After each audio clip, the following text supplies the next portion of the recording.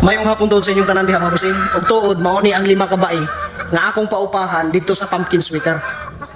Mao ni siya nga pumpkin sweater nga 2 times winner ang atong paupahon dito sa 5 ka bae. 5K pumpkin sweater na siya.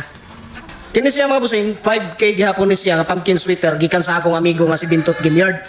Kini straight 5K sweater nga ang both parents ani ang wala ko kabalo kung ang amahan o ang inahan gikan kang EAJ, then ang isa nga side gikan kang Paulo Malbar. Mao ni nga straight 5K sweater ni gikan po ni sa akong amigo nga si Boss Jerome Makiling.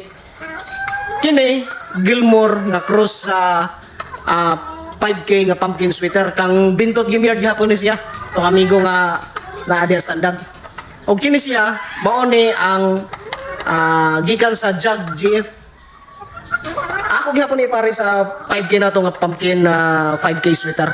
Kuha ni siya ang Hines line cross sa sweater pod ni siya. EAJ gihapon. Og ang ikalima mao ni siya ang gikan gihapon sa akong amigo nga si Bintot Ginyard. 5K sweater gihapon nga pumpkin. Og gwapa kayo mga busing. Mao ning 5 karon nga akong gamiton para dito sa akong 5K pumpkin sweater nga hini. Ini siya mga busing oh.